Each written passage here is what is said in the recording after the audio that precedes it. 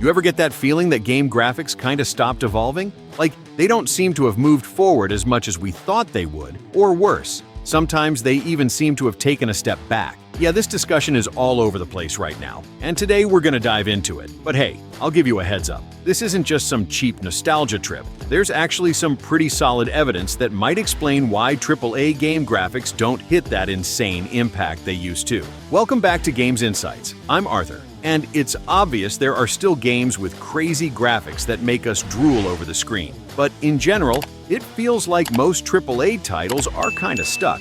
Can you think of many games from this generation that really feel next-gen? Like, there's no way this could run on PS4 or Xbox One? Not that many, right? Some people are even saying this generation is kinda weak. And honestly, if we break it down, over 80% of the games labeled as next-gen exclusives could easily run on the previous generation Xbox One and PS4, if they just sacrificed a little bit of performance. And I'm pretty sure you're with me on that. One discussion that's heating up overseas is whether Unreal Engine is partly to blame for this graphic stagnation and the lack of visual identity in today's games. After all, more and more studios are ditching their own engines and switching to Unreal. Even giants like CD Projekt Red and Konami. On one hand, Unreal Engine is a powerful tool, packed with ready-made features that make development easier, cutting down on costs and production time. But on the other hand, that might be making games look more and more alike with less unique identity, and even worse, more optimization issues.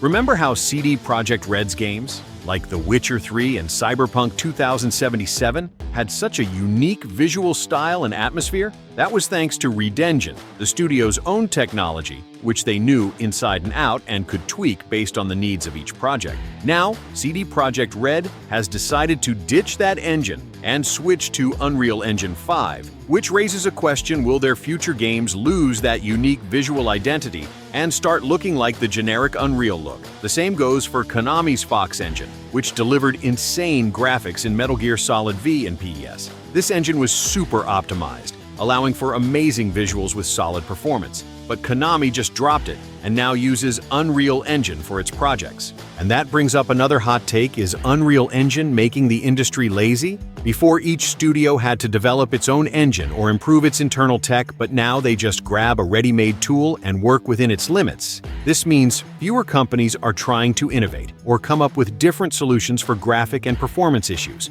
Instead of optimizing, the focus has become adapting games to what Unreal already offers. But Unreal Engine itself isn't the problem. The issue is that many studios are misusing the tool. The engine allows for gorgeous games to be made, like the demo for The Matrix Awakens, but that takes serious technical knowledge and optimization time. The problem is, a lot of AAA studios are treating Unreal as a quick and easy fix without really tapping into the engine's full potential. This even shows up in a curious detail that a lot of players have noticed: the blur effect and over-the-top smoothing that many Unreal Engine games have. This happens because of TAA, temporal anti-aliasing, a method for smoothing jagged edges that ends up adding a blur to the image, making everything less sharp. This feature, which should be used subtly, is being adopted by studios in bulk as a ready-made fix to hide optimization and performance issues. Some experienced developers have already commented on how this overuse of TAA is negatively affecting the visual quality of games.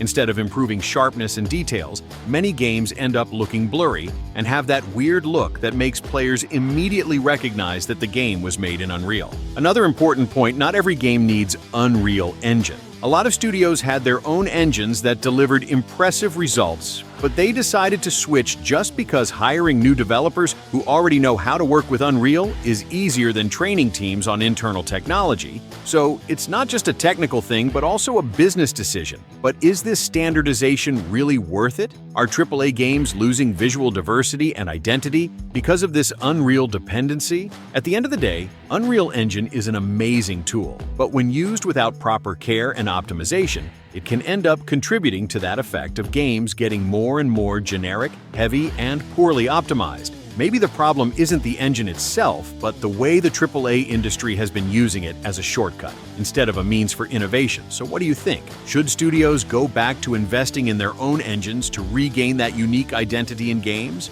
Or is the future of the industry already set with Unreal Engine's standardization? If we look at the most graphically impressive games from the past, many of them only reached that level because developers optimized the hell out of the game to squeeze the most out of the available hardware. This meant pushing every bit of the machine to get the best visuals possible without compromising performance. Nowadays, that culture of optimization seems to have disappeared from the AAA industry. What we see now is a scenario where studios aren't really focused on making their games run the best they possibly can. On the contrary, it's like they're just doing the bare minimum and relying on the powerful hardware of the new generation, or some upscaling tool to do the heavy lifting. But here's the problem with that mentality. Games are getting heavier and less efficient. The result? Games with graphics that don't impress as much as they should, requiring insane specs to run well, and even then, often delivering a worse experience than games from 10 years ago. And there's another thing that no one really talks about. Optimization isn't just about performance,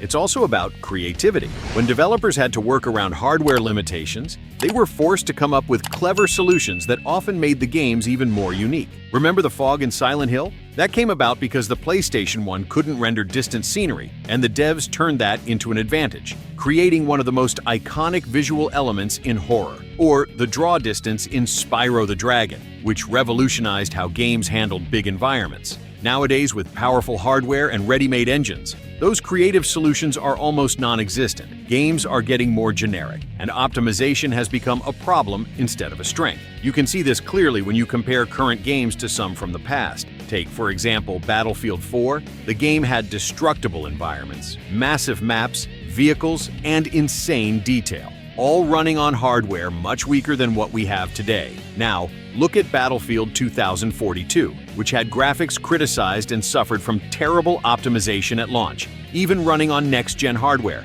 How does that even make sense? Another example is Far Cry 6, which basically doesn't look much different from Far Cry 3, except for a few texture and lighting improvements. Even with a technological leap of nearly 10 years, Ubisoft delivered a game that feels like a rehashed version of what we already had. And let's not even get started on the number of modern games that launch broken, needing multiple patches just to become playable. Back in the day, without the possibility of constant updates, devs were forced to deliver a finished and optimized game. Today, it seems like the industry has lost that concern and pushes that responsibility onto the consumer, who has to wait months to finally play a finished game. In the end, the lack of optimization not only hurts game performance, but also contributes to the feeling of stagnation in the AAA industry. If developers kept pushing the limits of hardware, looking for new solutions and improving game efficiency, maybe we'd be seeing truly impressive and innovative titles instead of more of the same. And here's another point that makes this discussion even more serious: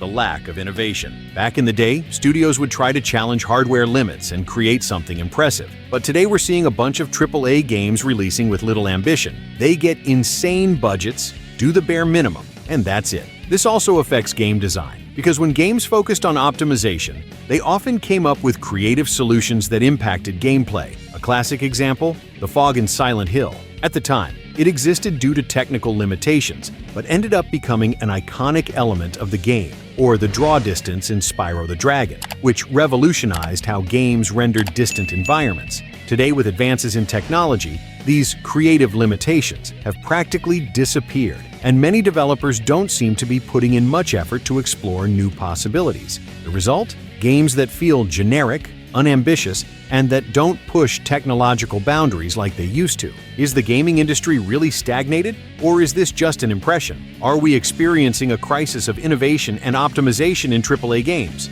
Drop a comment with your thoughts on the situation, and if you've been feeling the same way about today's games, if you enjoyed the video, you know the drill. Hit that like button, subscribe to the channel, and turn on the bell so you don't miss the next videos. And see you later, alligator.